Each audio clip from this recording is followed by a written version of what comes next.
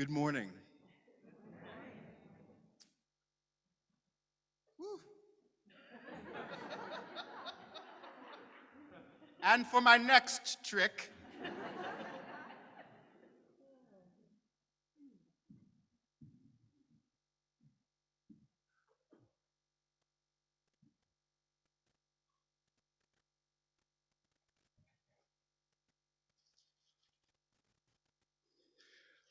friends, the opportunity has come to us again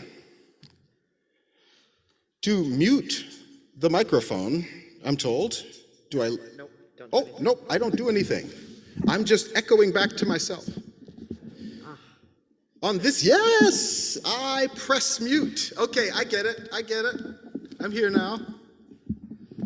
Caffeine is on the way to my bloodstream. Thank you very much. Friends, the opportunity has come to us again to weave a singular tapestry of life from dazzling difference and common purpose. The opportunity has come again for your hand and your hand and your hand and your hand and my hand to choose each other's company, for our connected embrace to guide us toward better understanding of ourselves and creation all around us and unseparate from us. The opportunity has come for your voice, that's yes, yours, and your voice, and your voice, and your voice, and your voice, and yes, you, that shy voice, and you, that shy voice, and your voice, and my voice, to form the uncompromising strength that is our voice. And for our voice to be heard today in Minneapolis, in this world, in this universe, so that no day goes by without the shadow and the singing of justice and love.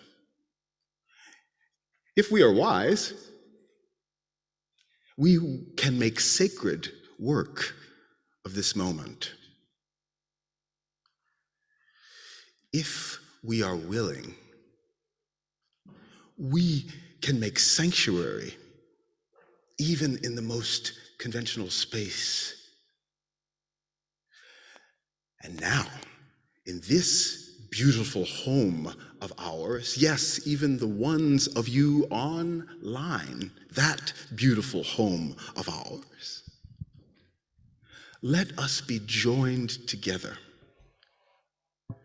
in our joy, in our expectation, in our tears, in our anxiety. Bring your whole self into the room. Your whole self is a part of the story 160 plus years in the making that comes to this moment now for us to write a new chapter. If you're willing, then we've got some singing to do and praying to do and work to do to make our home wherever we are. It's in this way that community comes from a group of people. It's in this way that we can ever mean anything to the dismantling of oppression everywhere and the uprising of peace. It's not through you, though you are a beautiful, beautiful human being. Yes, you too. But only when your hand and yours and mine write the story beyond where we're supposed to stop and visit the margins until they break open and ink of all colors replaces the innocent blank hue. There will be mistakes, but let's care for each other and come back to our covenant. Is that all right? All right. Yes, you too. Friends, if you're joining us in the sanctuary, and I can see that already we are on the task of community, I just want to remind you that part of the way that we care for each other in this human religion is to make a religious practice out of helping each other with our safety and our health. If you need more, or if you need more space,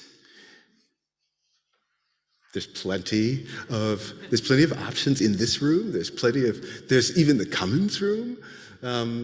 But please also, as a neighbor, be kind enough to ask your fellow community members, when the time is right, how you can help them to create health and safety and a feeling of sanctuary. Together, we can make this work better and better for each of us.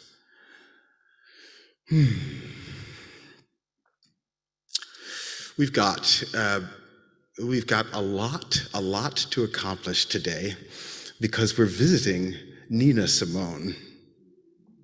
And Nina Simone is visiting us. There's a lot to accomplish because there's a lot to celebrate. And because there's a lot to celebrate and a lot to hold, we can't rush one bit.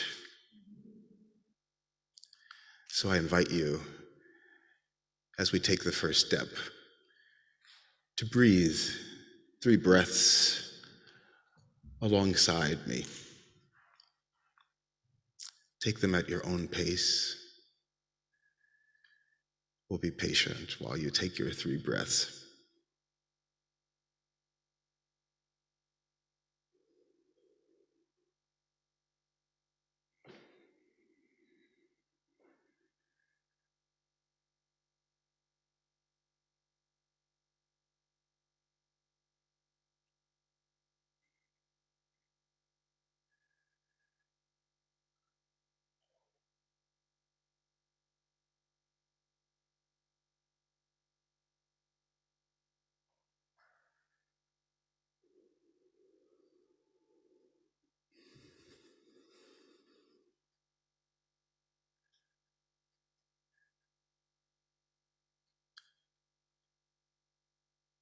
Take the time you need to bring yourself more fully into the room.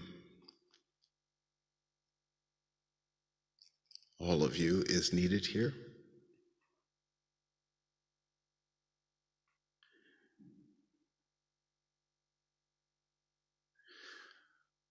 The story with the name of our church begins 160 some years ago.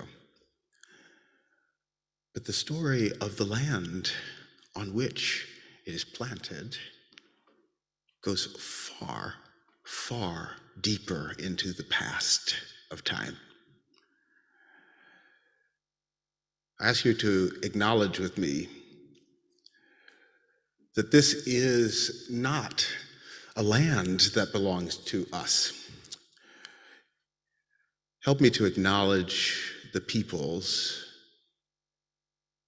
who have all spent their home lives in this place, particularly those indigenous whose stories were cut short in the midst of American getting. Bring your ancestors too.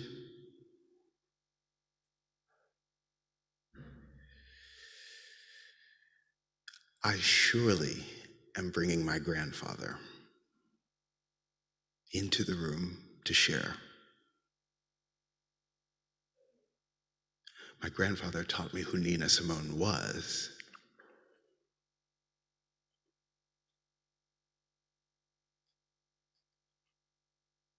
And he'd made me listen to one more song that I was comfortable with.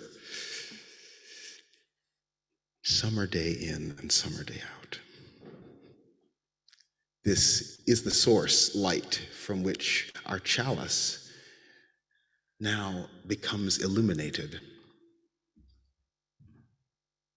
from all the days of the past that come to meet us now. Let's light our chalice. And I invite you to speak the covenant words we use together with me. Together, let us say, love is the spirit of this church, and service is its law. This is our great covenant, to dwell together in peace, to seek the truth in love, and to help one another. Friends, it takes your light and your light and your light and mine to make the great flame that is our community today.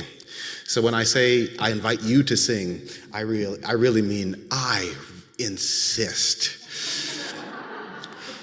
I insist. The hymn is a good one. 118. Would you rise in all the ways that you can, will, do, and let us sing together this little light of mine. I'm going to let it shine.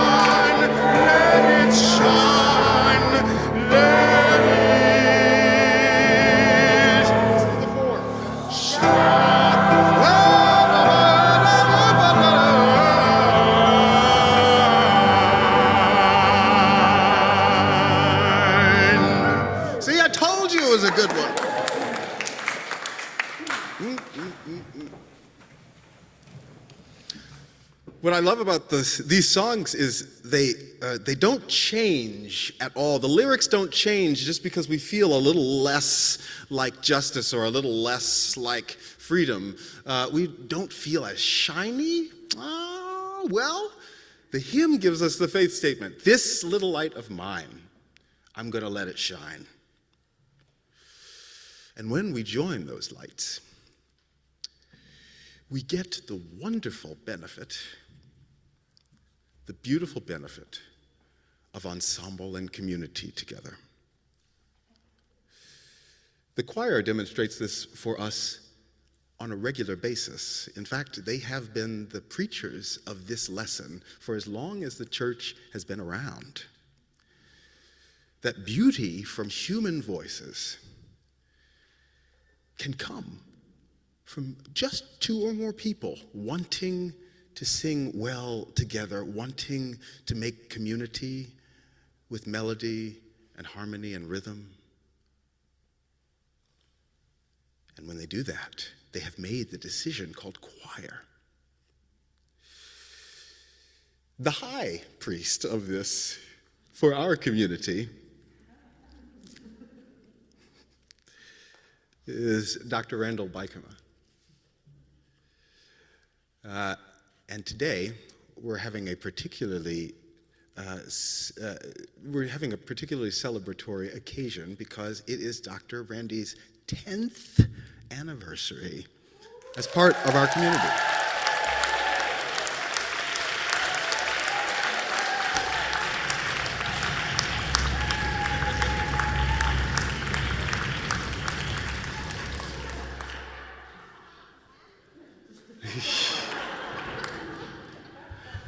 A conductor has to be a musician, yes.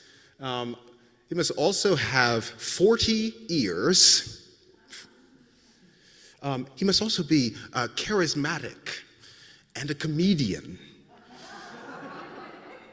and a researcher and a lover of art, a lover of poetry.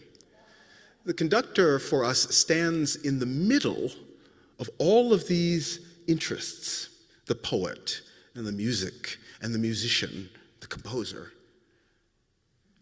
and works to facilitate the community that feeds them all.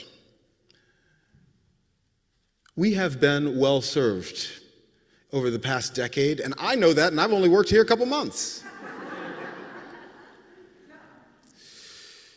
Friends in our choir, the beauty that you bring in your ministry, the precision that you bring, shows us, even when we forget, that community is a beautiful thing, that it does not have to cost any money, and that it can change someone's day, whether we know it, feel like it, or not. And that you have brought this ensemble to give such a beautiful message in such a beautiful way, time and time again, we recognize takes hours and hours of work and prayer and precision and diligence, much of which we don't see. Thank you for being connected to us, even when we don't see. Thank you for being a part of us, because your part helps awaken the voice in this room. Friends, if we have a story to tell, if we want to mean justice to the world, we'll have to know the sound of our own voice. We'll have to know its power.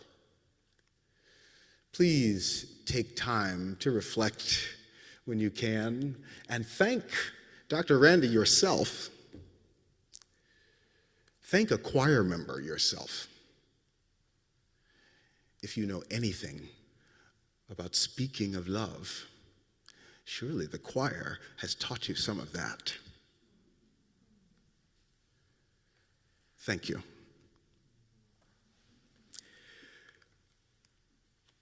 Dear one, we have surprises for you. One of which is in craft right now. I'll tell you about it. Later we'll hear about the anthem that the choir is going to sing today. Has some special meaning. I'll let Randy tell you about it during that part of the service. I'll just keep the secret for now. But it does have very special meaning, and we are framing a copy of this score with the signatures and the well wishes of this mighty, mighty ensemble laid like an ocean just behind you. Those who have walked closely with you in this pilgrimage of music. It's pretty. I hope you think it's pretty. And then you know what, I got one more. Here it is. Yes, that's what it is. I tried to find a bunch of flowers, but I only found the one. Wait a minute. I think there are other flowers in here. Does anyone have a? I have one. What? Okay. Oh my goodness! Everybody has a flower. Okay. Here's what we're going to do then. Okay, everyone has a flower for you, and we're going to collect them. And don't worry, if you think you don't have a flower, friends online, I got flowers for you and plenty of them. This bouquet is going to be huge. Okay, we need to collect them at the ends of rows. It doesn't matter. The ushers and I are going to go around and we're going to bunch them up, and we're going to make the bouquet.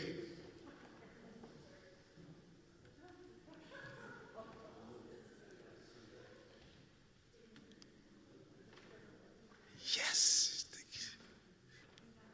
This little flower of mine, I'm gonna. This little flower of mine, I'm gonna shine out of my head, get the little light.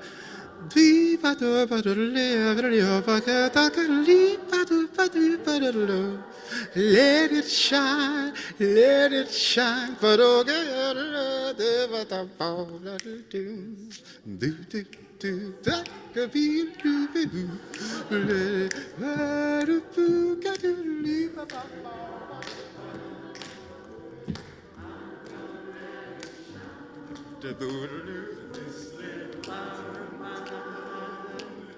I'm gonna let it shine, let it shine, let it shine, let it shine.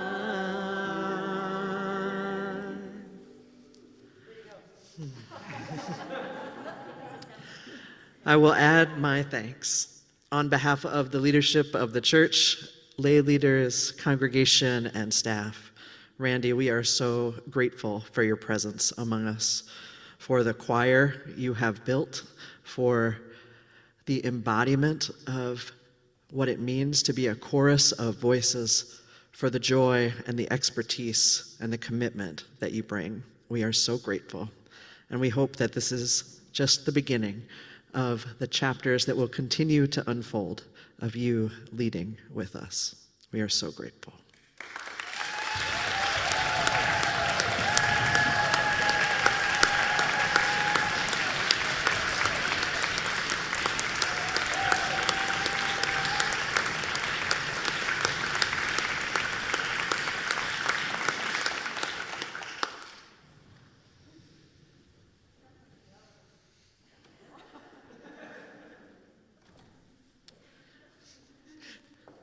There is, in fact, an enormous bouquet making its way across the sanctuary over to Randy.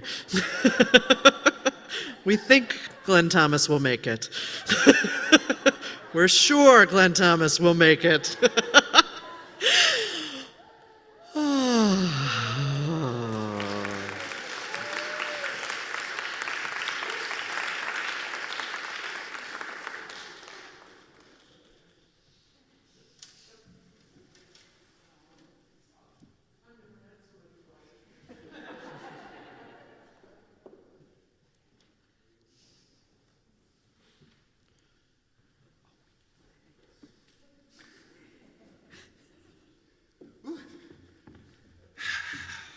Community calisthenics is what's... Okay, friends, 10:10 is the hymn. Oh, we give thanks for this precious day, for all gathered here and those far away. For this time we share with love and care. Oh, we give thanks for this precious day. Will you sing the song with me? If you know it already, help me to teach it.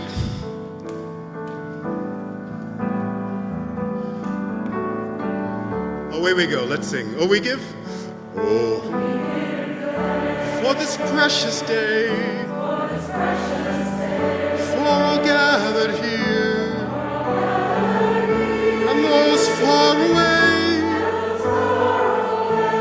for this time we share, with love and care. Oh, we give thanks for this precious day. Oh, we give thanks. Oh, we give for this precious day. For all gathered here and those far away. share for this time with love and care, with love and oh, we give thanks, for this precious day.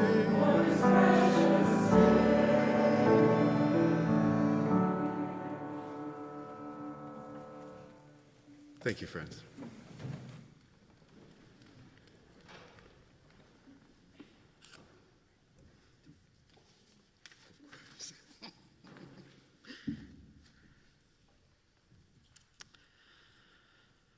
Oh, we give thanks. Let us settle in to our bodies, these trustworthy companions on our journey. Let us settle in whatever way feels right, as we prepare ourselves for a time of meditation and prayer.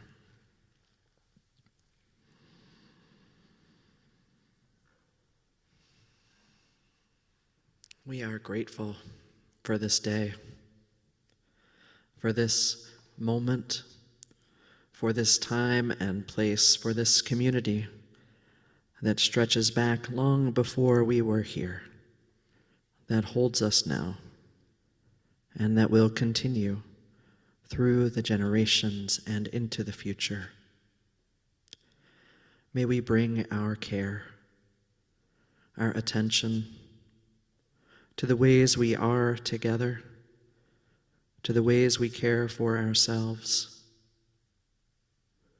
May we make space and time to know ourselves, to know each other, to dream and imagine how we might be together. May we care for each other with tenderness, with joy, with gratitude for this time and place.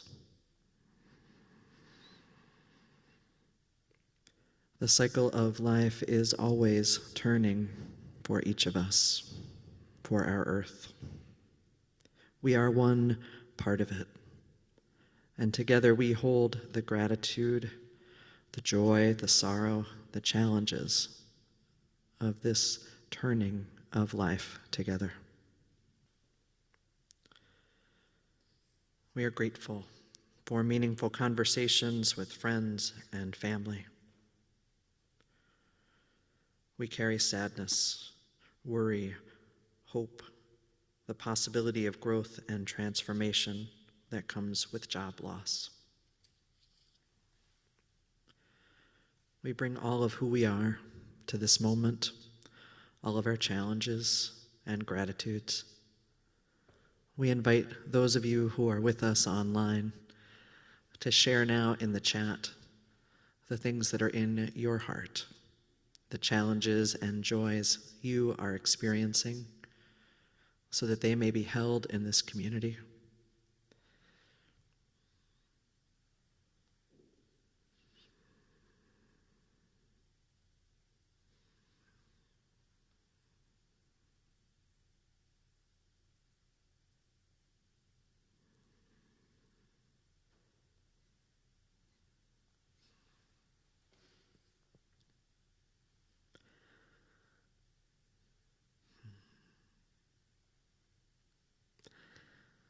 We miss knowing what comes next.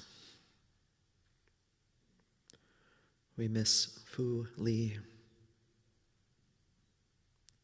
We hold so much together. The complex conversations in beloved community. Pride in ourselves for holding firm to boundaries. Hope and worry mixed together. We send love to Nora Whiteman and her family on the loss of Nora's mom. To Trina Joyce, who buried her mother yesterday. Gratitude for friends visiting church, struggles with church and all that is still virtual.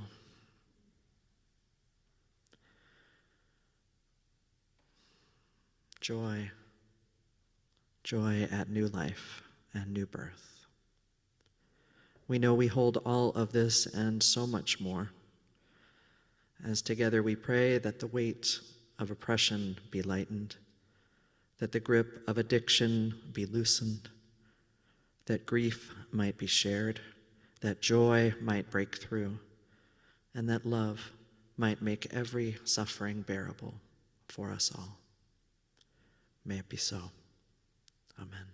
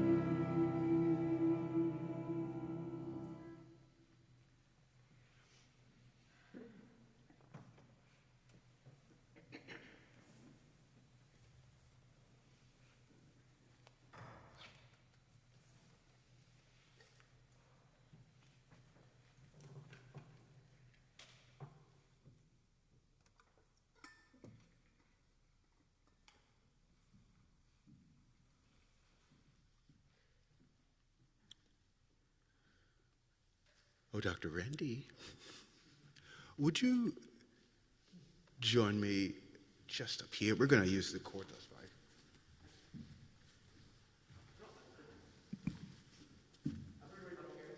What's that? Would you? Would you mind? Oh, yeah.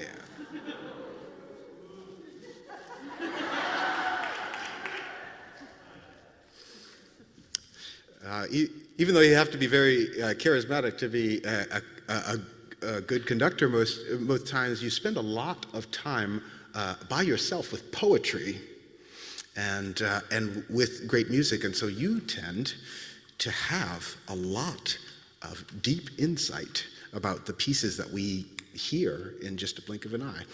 I know the piece that the choir is going to offer us today has some special meaning to you, and I'm hoping you can tell the community a little bit of the story that connects it to you and to the choir and your time here.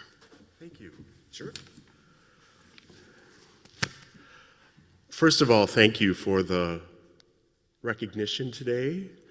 I'm a little bit choked up, and so thank you. Thank you. The first time I read the text of this piece, it was so powerful to me and spoke to me so deeply. And I think with all works of great art, they speak to different people in different ways. And so today, what I'd like to do is just read you the text of this piece and let the art work for itself. This is called The Us of Me by David Bruner.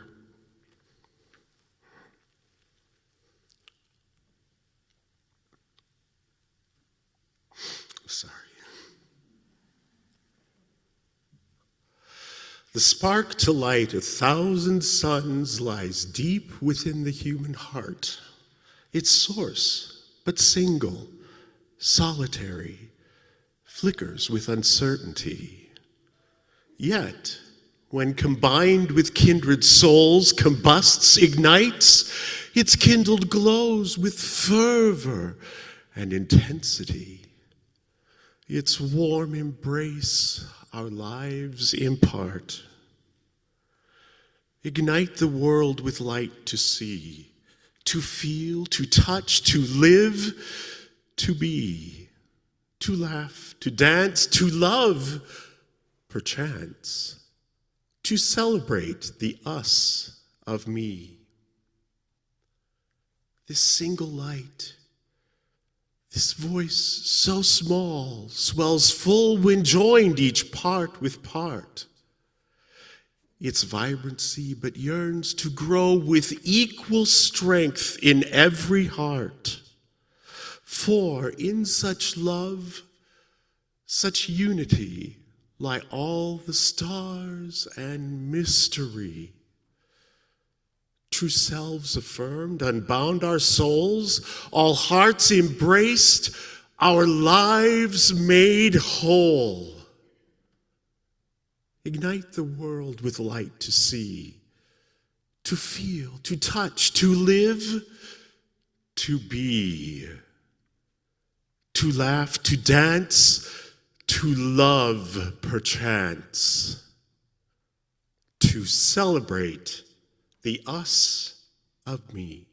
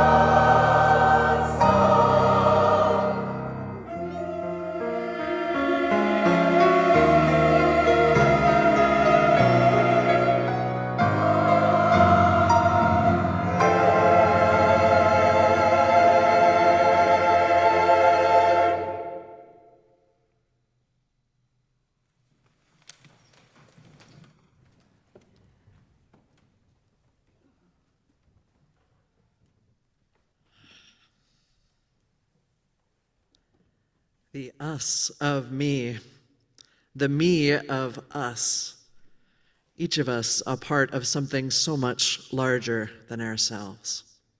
Generation to generation, a part of community. And yet a singular life, too, that matters, that has wholeness, that is wanted and worthy and welcome. Each of our stories that matter so very much.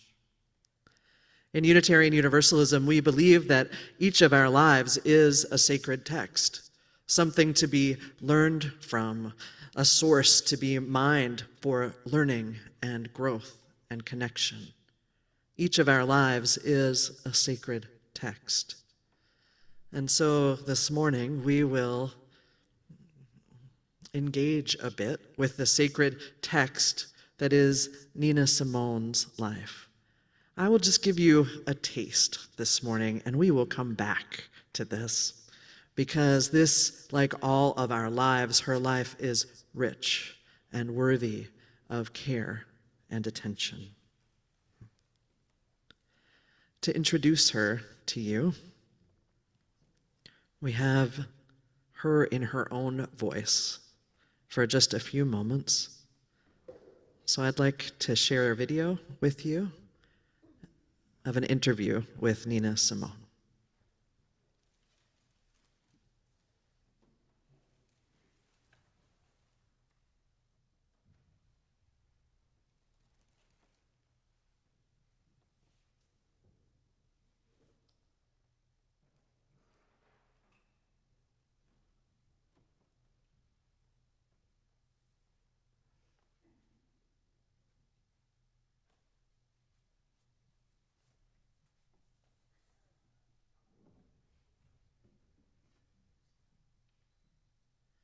And friends at home, it is coming. You see the complexity of the service today, of all the pieces we are pulling together.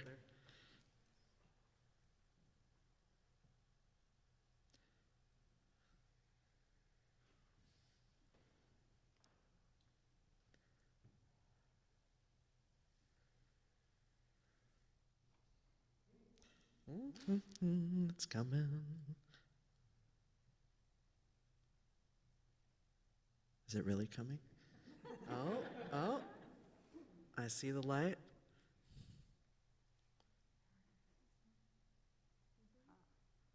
Oh, yes. Here we go.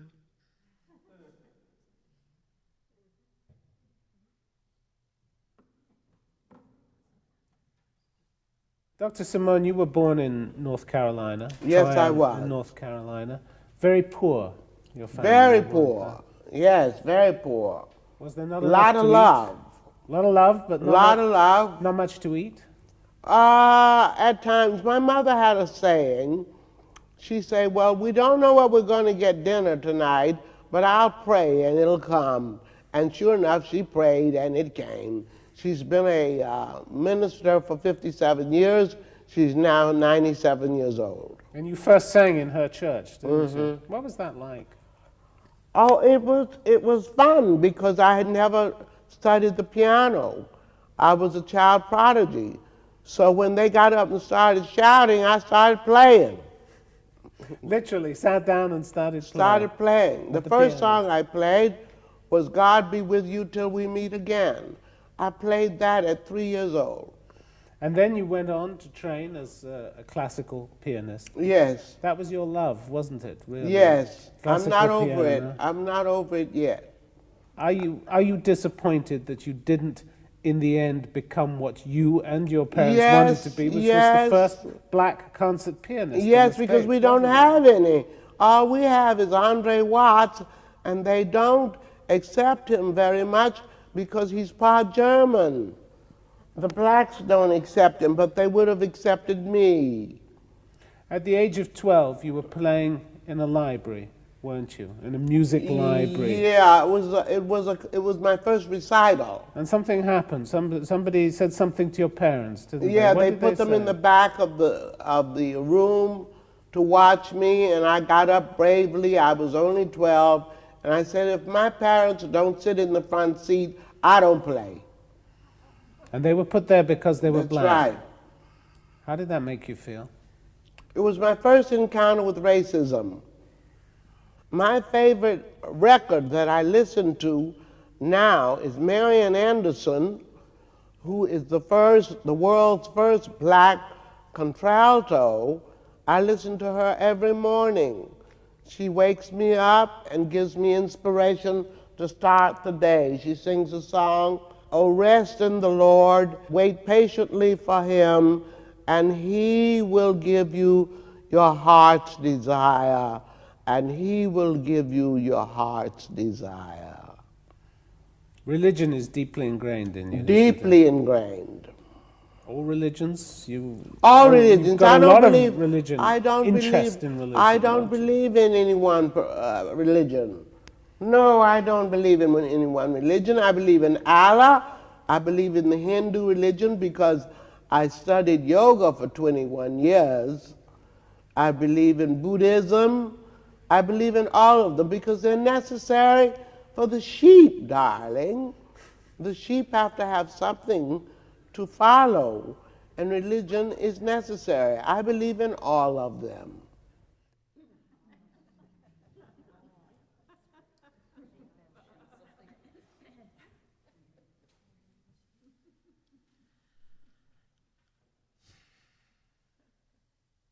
So much in this short interview, right? So very much. Nina Simone was born Eunice Wayman, born in 1933, to a mother and a father who adored her. At age 3, she started playing piano by ear, entire songs at a clip. She played in the church. The church saw her and recognized the gift that she had for music, and soon she was accompanying services and revivals. Soon she was witnessed by her larger community. First her family, then her church, then the community of Tryon, North Carolina, where she lived, where folks knew of her gift and decided something had to be done to support her. And so they created the Eunice Wayman Fund, which supported her musical education as a child, as an adolescent, and into her first year at Juilliard after she graduated high school as valedictorian. The community saw, recognized, and supported her gift. The us of me, the me of us. Each of us has those gifts, and each of us is the community that can bear witness to the other and help draw out and support the gifts, the part that each of us has to play.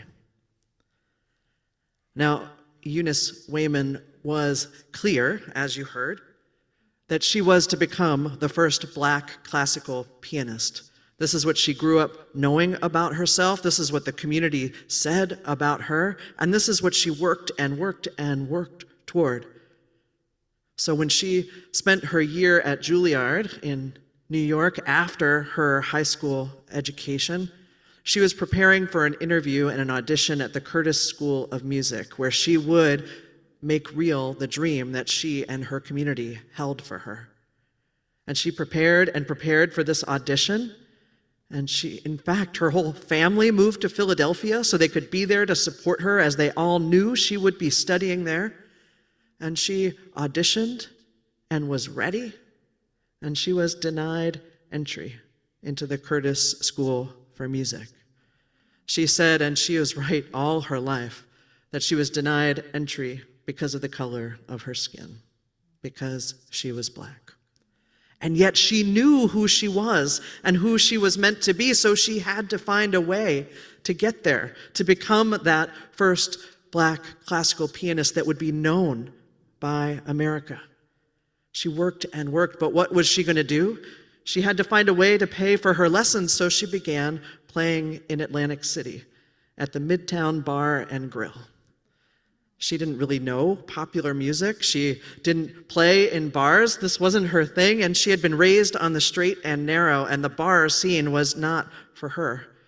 So in order to play without her mother finding out, she changed her name to Nina Simone for her public performances, so her mom couldn't look her up and find out where she was in Atlantic City. She blended musical styles in her playing. That first night at the Midtown, she just played the piano. Nobody really knew what to do with her, but they knew she had talent. And the bar owner came up to her that night and said, "We'd love to have you continue, but you have to sing." She had never sung before in her life. And so the second night, she showed up and started singing. So beautiful, so powerful. She mixed her skill, her excellence as a classical pianist, with what was being called out of her by this new community and this way forward for her. And she brought her whole self to the moment.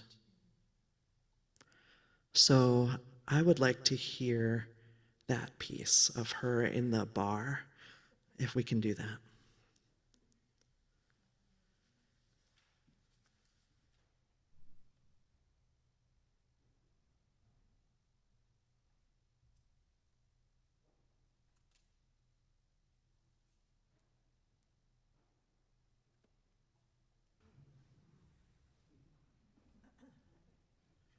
This morning, I was playing this video early and watching it, and my daughter came by and she said, "Do you have that on double time?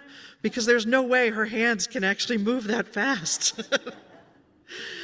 Amazing how we are influenced by the world, by the community around us, how we bring our own gifts as well. Nina Simone talked about the spiritual connection, about a feeling of freedom when she was playing the piano, when she was performing, when she was in community. We are changed by those who bear witness to us, who call out our gifts. And we too can change others, calling out their gifts as well. We will come back to Nina Simone in another service. We will talk about her legacy as a civil rights activist, about being a part of something larger than herself, beyond her music and into her community engagement. But today, we celebrate the us of me and the me of us and all the ways we are in this life together. May we care for each other tenderly with attention and intention. Amen. So this morning, our offering, our spiritual practice of giving and receiving and growing that we engage in every time we are together. Our offering this morning will go to support the work of the church. This church that is one of our communities, one of the places that shapes us, that we are shaped by, and that we determine the future of as well. So you can give in many ways. And like we always say, sometimes it is our time to give, and sometimes it is our time to receive. And so if you have resources to share, we invite you to do so. If this is a time when you need to receive, please let us know so that this congregation can support you as well. You can text to give, you can give via the Cash app, you can give via the church website. You can, of course, give via the basket here in person. Our offering will now be given and received.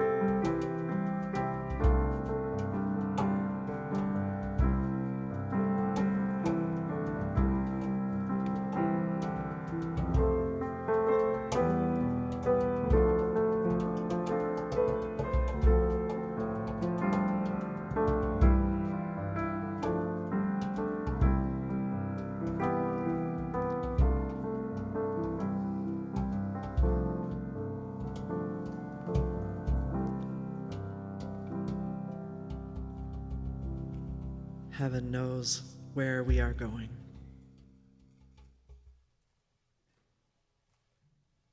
We are going together. We are going hand in hand with the generations that have come before and those who will come after. May we hold each other's hands as we head into the future of this day and this week, carrying the sureness of community right with us. May it be so. Amen.